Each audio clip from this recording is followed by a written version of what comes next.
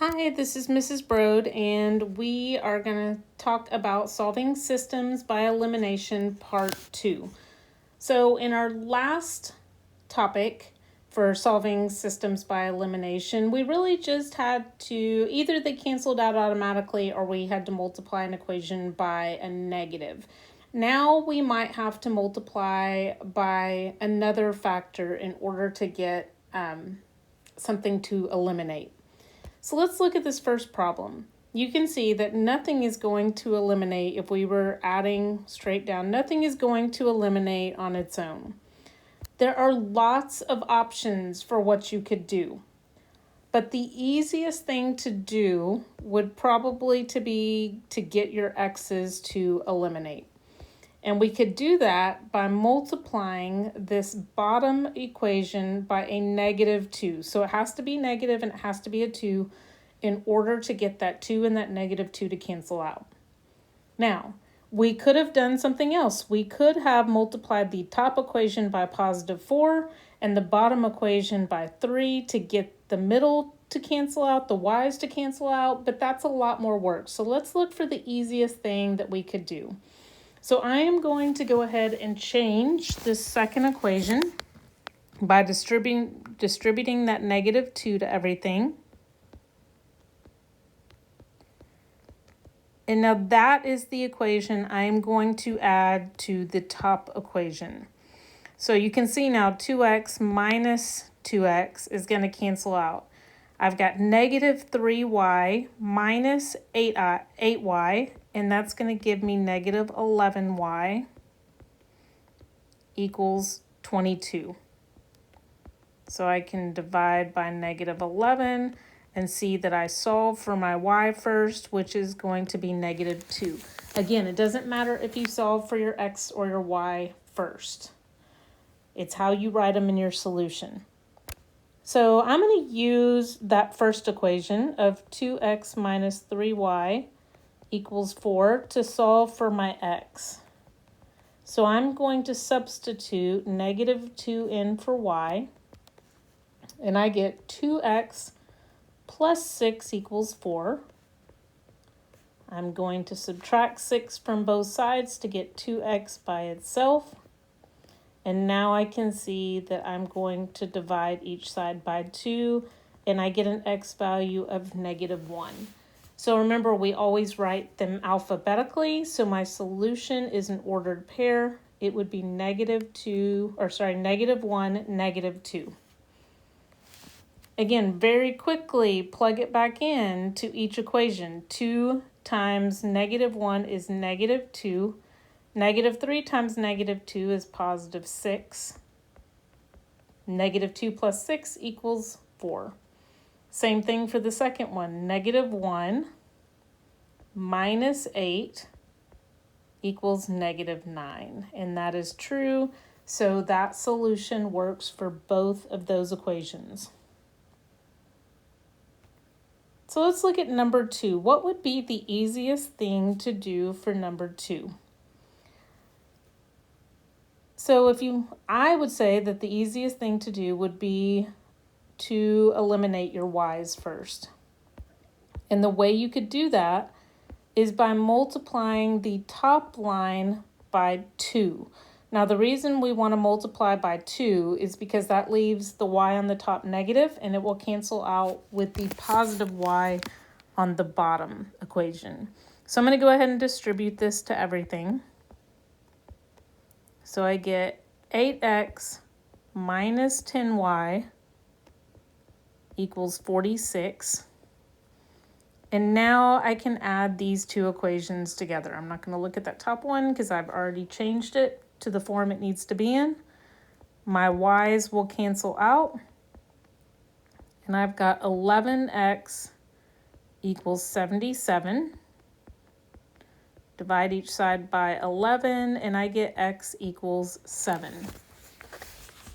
Now I can choose an equation to plug it back into to get my y value. I'm going to choose the second equation, the 3x plus 10y equals 31, probably just because I don't want to deal with the negatives. So I get 3 times 7 plus 10y equals 31. And I get 21 plus 10y equals 31. We know that we would subtract 21 from both sides. We get 10y equals 10. Final step would be to divide by 10, and you can see that you get a y value of 1. So our final answer needs to be written as an ordered pair. X would come first, 7, 1. That would be my solution to both of those equations. And don't forget, go back and take the 10 to 20 seconds to mentally see if these equations are equal to each other by using that solution that we found. That will save you lots of points on tests and quizzes.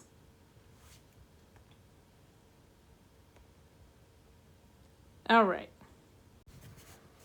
Okay, so looking at number 3, you can see that we can't just multiply one equation by a number and get the two variables to cancel out. We have lots of options. I am going to choose to eliminate my t's because one is already positive and one is already negative. So all I really need to do is multiply the top by 2, because I want to make that middle, that t term, negative 10. And I would have to multiply the bottom by 5. Now, there is another option. I could have multiplied my 4 and my 3 to make a factor of 12. I could have multiplied the top by 3 and the bottom by negative 4. Or the top by negative 3 and the bottom by positive 4. Lots of choices. As long as you get something to eliminate, you have lots of choices on how you can make that happen. So again, I chose to eliminate the t's first.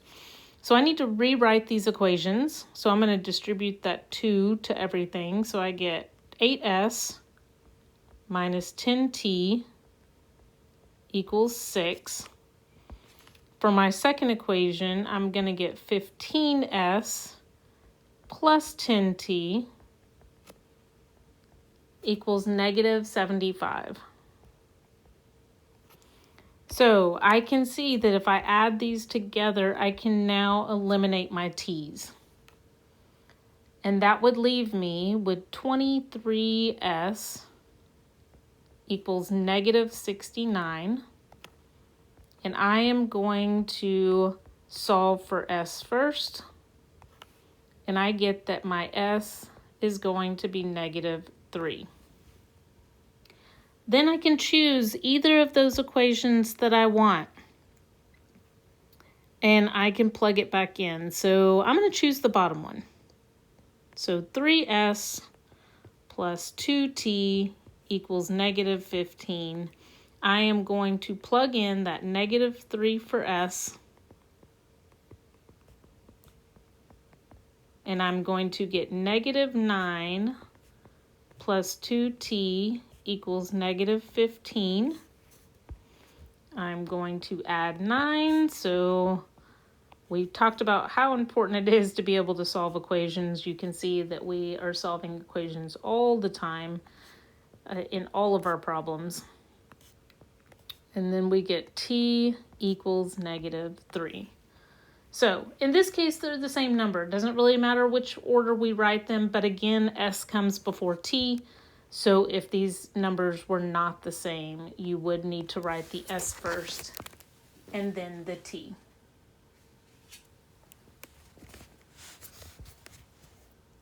So our final problem for today is number 4. You can see we don't have any negatives. They're all positive, so one line will have to be multiplied by a positive, one by a negative. Lots of choices here. If I wanted to eliminate my a's, I could do the top line by positive 5 and the bottom line by negative 3. Or the top line by negative 5 and the bottom line by positive 3.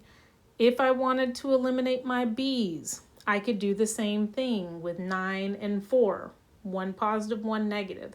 So there are essentially 4 different ways that you could choose to set up this problem, and it will all get you to the correct answer. So I am going to choose to eliminate my A's.